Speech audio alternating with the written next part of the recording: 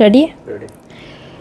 राजस्थान में यूथ कांग्रेस के प्रदेश अध्यक्ष के पद पर चुनाव होने जा रहे हैं, लेकिन चुनाव ऐसे होंगे ये किसी ने नहीं सोचा था। जहां एक तरफ जाटों का बोलबाला है तो दूसरी तरफ गुर्जर समाज से भी पारस गुर्जर उन्हें चुनावी ताल ठोकने के लिए तैयार हो गए हैं।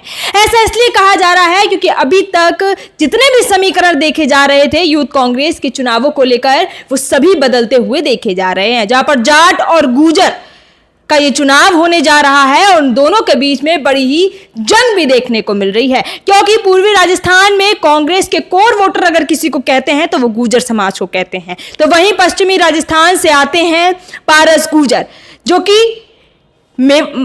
कि मारवाड़ में अपना बोलबाला रखते हैं, वर्चस्व रखते हैं और पूर्वी राजस्थान उन्हें साथ देने को तैयार है। तो हम खुद ही बात कर लेते हैं पारस गुर्जर से कि किस तरीके की तैयारियां चल रही हैं और क्या कुछ वो देख रहे हैं।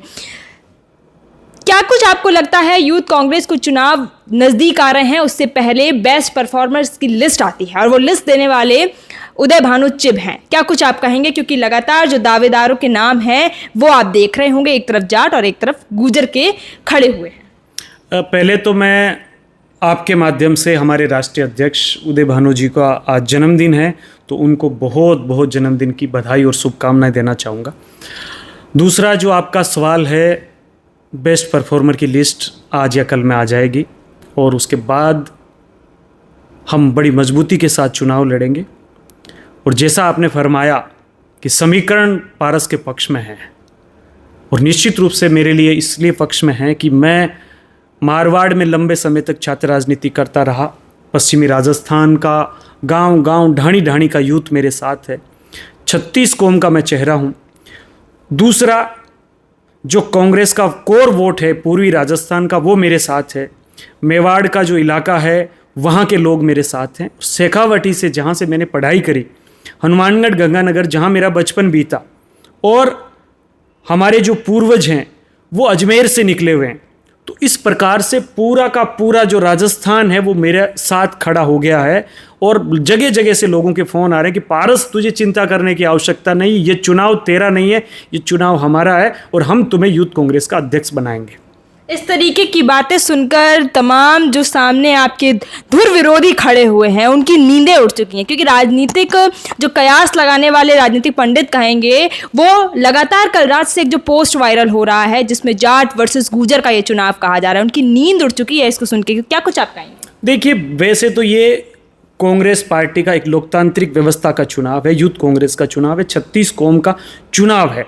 लेकिन अब समीकरण जो है वो क्षेत्रीय हिसाब से, सामाजिक हिसाब से जो पारस के पक्ष में बन गए हैं, उस समीकरणों का कोई तोड़ निकाल नहीं पाएगा और निश्चित रूप से पारस गुर्जर यूथ कांग्रेस का अध्यक्ष बन करके राजस्थान की यूथ की आवाज़ को मजबूती से उठाने का काम करेगा, इसमें कोई दो राय नहीं है। अच्छा, आप भी सचिन पायलट के खेमे से ताल्लुक़ रखते हैं। मैंने अनिल चोपड़ा से भी बातचीत की थी तो वो भी बोल रहे थे कि सचिन पायलट का आशीर्वाद है और यूथ कांग्रेस का अध्यक्ष बनने के लिए कहते हैं कि सचिन पायलट का हाथ होना बहुत ज़रूरी है। तो किसके ऊपर हाथ जाएगा, ये कैसे पता लगेगा? आप क्या कुछ कहेंगे? देखिए, बड़े जो नेता हैं वो छोटे चुनाव में भाग नहीं लेते, उनका कोई डायरेक्टली ये कह सकते इंटरफेयर नहीं होता। वो जो भी कोई कार्यकर्ता उनके पास जाएगा, कोई आशीर्वाद लेगा तो वो उनको आशीर्वाद ही देंगे कि भाई अच्छा काम करो, बढ़िया करो, सब मिलजुल के रहो और संगठन को मजबूत करो, पार्टी को मजबूत करो। तो पायलट साहब का आशीर्वाद मैं लेकर के आया हूँ और निश्चित रूप से पायलट साहब के आशीर्वाद से ही हम लोग आगे बढ़ रहे हैं। आपकी हाल फिलहाल में किसी बड़े नेता से मुलाकात हुई है? लगातार हमारे जब राष्ट्रीय अध्यक्ष जी गिरफ्तार हो गए थे तो हम लोग 10 दिन तक दिल्ली में डेरा डाल के बैठे थे। मैं अपने तमाम कार्यकर्ताओं के साथ वहाँ था और हमने मजबूती से लड़ाई लड़ी और उस प्रशासन के सामने जब हमारा टकराव हुआ तो मेरी गिरफ्तारी भी हुई और बहुत यातनाएं भी सहन करनी पड़ी। वो वीडियोस आपने देखे होंगे। तो वहाँ जब दिल्ली में था तो लगातार सभी नेताओं से, बड़े नेताओं से मुलाकात होती रहती थी और मैं तो जयपुर में भी खूब सक्रिय रहता हूँ। यहाँ भी सब लोगों से मिलना जुलना हो रहा है, सब लोगों का आशीर्वाद ले रहे हैं और सबका आशीर्वाद मिल रहा है। बिल्कुल। एक सवाल और है कि यूथ कांग्रेस का चुनाव नए युवाओं की राजनीति में एंट्री हो इसलिए होता है, लेकिन जो आपके धुरविरोधी हैं, आपके सामने खड़े हुए हैं, जिनके नाम के पीछे बड़ा बड़ा चौधरी लगा हुआ है, वो विधानसभा का चुनाव लड़ चुके हैं, लोकसभा का भी चुनाव लड़ चुके हैं। तो इसको कैसे देखते हैं? फिर तो नए युवाओं की एंट्री हो ही नहीं सकती अगर आप MP और MLA का चुनाव लड़के भी यूथ कांग्रेस का चुनाव लड़ते हैं। ये तो उनको तय करना है जिनको चुनाव लड़ना है कि वो आगे जाना चाहते हैं या बैकफुट पे आना चाहते हैं, तो ये उनका निर्णय है कि वो क्या करें। लेकिन हाँ, ये आपका सवाल लाजमी है, वाजिब भी है कि जो कार्यकर्ता है, जो नारे लगाता है, जो पार्टी के लिए दरियां बिछाता है, पार्टी के झंडे उठाता है, उनको अवसर देने के लिए राहुल जी ने ये पहल शुरू की थी। और राहुल गांधी जी का मैं धन्यवाद ज्ञापित करता हूँ कि वो इस प्रकार का एक प्लान यूथ कांग्रेस और NSUA के अंदर लेकर के आए कि सामान्य परिवार के लड़के, किसान, मजदूर के बेटे और बेटियां भी इस लोकतांत्रिक व्यवस्था के अंदर यूथ कांग्रेस NSUA के माध्यम से आगे बढ़ सके। ये उन्होंने सिस्टम शुरू किया था। इसलिए किया क्योंकि पहले क्या होता था कि सिफारिश से नेता बन जाते थे, जो किसी नेता का खास होता था उसको अपॉइंट कर दिया जाता था। लेकिन उन्होंने शुरुआत करी कि आप लोकतांत्रिक व्यवस्था से चुन करके आइए, वही यूथ कांग्रेस का नेता होगा। कांग्रेस के लिए एक बात भी कहते हैं कि कोई भी चुनाव होता है वो गुटों में बट जाता है, खेमों में बट जाता है। अशोक गहलोत गुट का, सचिन पायलट गुट का, और भी अलग अलग, जैसे गोविंद सिंह डोटासरा के गुट का।